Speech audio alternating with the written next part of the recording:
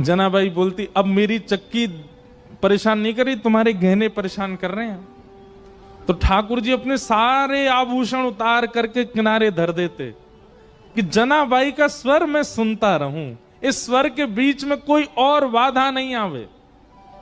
और ठाकुर जी अपने सारे आभूषण उतार करके किनारे में धरते और जनाबाई के साथ धीमे धीमे चक्की पिसाते और जनाबाई गाती।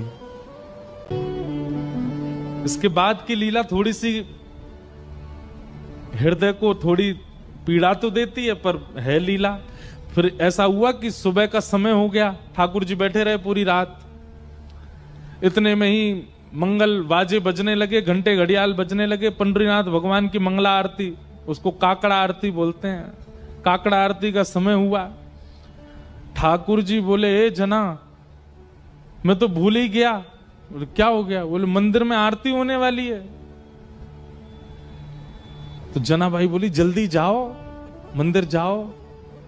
और जनाबाई थोड़ी भावुक हो गई। ठाकुर जी बोले, तू क्यों भावुक होती? बोले, पूरे दिन कल सोए नहीं, रात भर मैंने सोने दिया नहीं, अब फिर से दिन में जाके उठ जाओगे।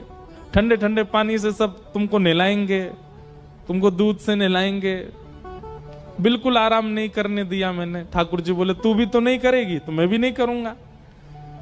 इतना सुख ठाकुर जी जनाबाई को। तो तुरंत ठाकुर जी जाने लगे तो जनाबाई से बोले, ए सुन, तू अपनी सॉल दे दे। क्यों? ऐसे जाऊंगा तो सब पहचान जाएंगे मुझको, वहां पुजारी पंडा सब भारी खड़े होंगे, थोड़ा ढक के जाऊंगा खुद को तो किसी को पता नहीं चलेगा। और जनाबाई की सॉल लपेट करके श्री पंडरीनाथ भगवान पहुंचे मंदिर।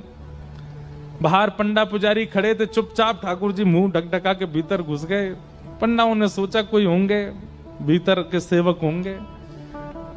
और भीतर जाकर के ठाकुर जी जैसे ही अपनी वेदी के ऊपर खड़े हुए ही थे, इतने में ही कपाट खुल गए, सॉल उतार ही नहीं पाए ठाकुर जी। और ऐसे जैसे खड़े भये, कपाट खुले, सब लोग जय जयकार करने लगे, पंडरीनाथ भगवान की जय, रुक्मणीनाथ भगवान की जय। वहीं दर्शनार्थियों में नामदेव जी खड़े थे। नामदेव जी ने जैसे ही ठाकुर जी को, नामदेव जी का नियम था रात्रि शयन के दर्शन करके जाते थे, फिर सुबह मंगला में आते थे। रात्रि शयन